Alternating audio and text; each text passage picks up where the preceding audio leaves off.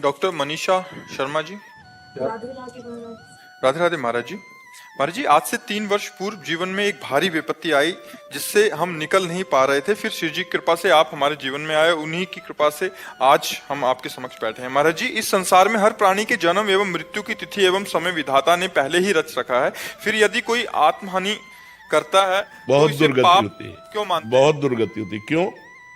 क्योंकि आपका शरीर प्रयोग करने का अधिकार है, शरीर को नष्ट करने का अधिकार नहीं, ना भारतीय कानून में ना भागवतिक कानून में। आपको शरीर मिला है, ये सरकारी गाड़ी है, तुम्हारी नहीं है। इससे परमार्थ की यात्रा करके भगवत प्राप्ति कर लो या बुरे आचरण करके नरक प्राप्त कर लो, इसके लिए तुम स्वतंत्र हो, लेकिन इसको नष्ट नहीं कर सकते। अगर इसे नष्ट करने की चेष्टा की तो भारतीय कानून भी तुम्हें बंदी बना लेगा और सरकारी जो भागवतिक कानून है वो तो तुम्हारी दुर्गति हो ही जाएगी। आत्महनन गति जाए, आत्म में बहुत बड़ा पाप है, ऐसे नहीं करना चाहिए। ये शरीर मिला है, दुख सुख भोग करके भगवान की प्राप्ति करो, नाम जप करो, जो प्रारब्धानुसार शुभ अशुभ कर्मों का फल आवे उसे भगवान का कृपा प्रसाद मान के भोग लो और जीवन को भगवान की इच्छा से पूर्ण करो। अपनी इच्छा से पूर्ण करोगे तो आत्महत्या मानी जाएगी। महाराज जी, ये पूछना चाहती हूँ कि यदि कोई आत्मा हानि करता है तो ये भी तो विधाता ने ही रचा है। नहीं नहीं, ये विधाता ने नहीं रचा, ये मन ने रचा है, ये मन ने रचा है। जो पाप कर्म किए जाते हैं वो निगेटिव चिंतन पैदा करते हैं, नकारात्मक सोच पैदा करते हैं, वही डिप्रेशन में ले जाते हैं और वही सुसाइड का प्रेरणा करता है।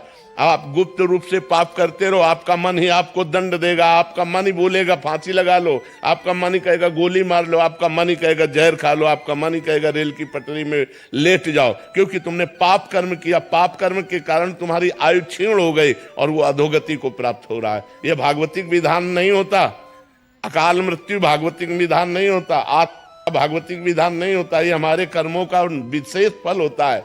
कोई महान अपराध, महत अपराध बन गया जिससे आत्महत्या का योग लगा। लेकिन महाराज जी, यदि कोई खुद को बेगुनाह साबित करने के लिए कर लेता है, उसका पूर्व पाप है।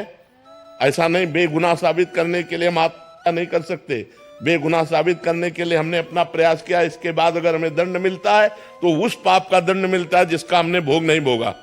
कोई गुप्त पाप है और वो पूर्व का पाप, अभी हम अपराधी नहीं हैं लेकिन मुझे सजा मिल रही है तो मेरे पाप का ही फल भोगने को मिल रहा है, अन्य नहीं। मुझे चाहिए आत्महत्या ना करके उस दंड को स्वीकार करके हम भोग लें, चाहे भले फांसी क्यों ना मिले, तो हमारा पूर्व का सारा पाप नष्ट हो जाएगा, हमें भगवान की कृपा प्राप्त होगी। हमें आत्महत्या करने का अधिकार कदापि नहीं, किसी भी परिस्थिति में नहीं है।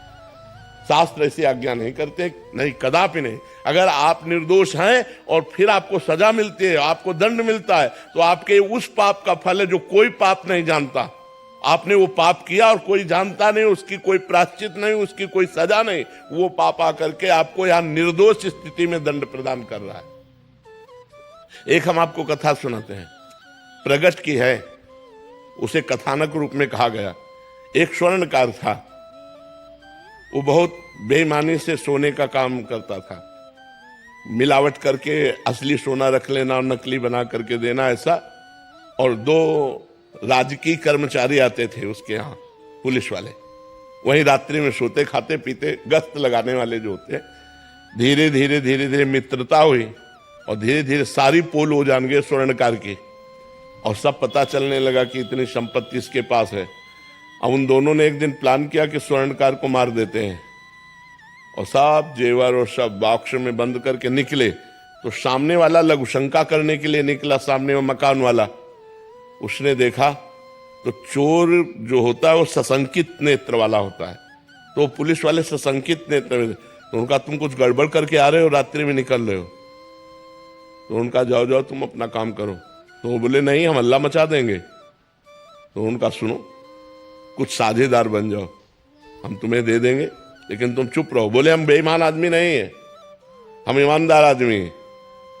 और वो लड़ गया। जब लड़ गया तो उनको केस बनाने में देर न लगी, वो बक्सा उसके पास रख दिया और तुरंत हल्ला मचा दिया और कहा इसने स्वर्णकार को मारा है, स्वर्ण लिए जा रहा था, मैंने गिरफ्तार किया। पूरा का पूरा केस उसके ऊपर आ गया। अब उसको बंदी बना लिया गया।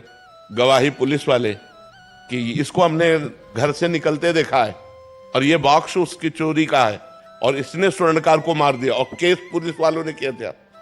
और ठोक दिया सामने वाले के। अब जब जज के सामने पेश किया गया तो सारी साक्षी उसी के खिलाफ थे, जो सत्य आदमी था। तो उसने रो के कहा जज से कि आप जो सजा देंगे वो तो भोगना ही पड़ेगा, क्योंकि साक्ष्य हमारे खिलाफ है, लेकिन मैं हृदय से कहता हूं मैंने पाप नहीं किया, ना मैंने उसे मारा है, ना मैंने चोरी की है, मैंने ऐसा ऐसा बोला तो मुझे फंसा दिया गया। तो जज के अंदर भगवान बैठे, उन्होंने कहा कि ठीक है हम इसे और खींचते हैं, तारीखें और दी। और एक दिन एक आदमी जो ऐसे ही फुटपाथ में मर गया था, उसके साथ उस जिसके साथ मुकदमा चल रहा था सत्य आदमी को, उसको पुलिस वालों को साथ दिया कि आप इसका अंतिम संस्कार कराएं।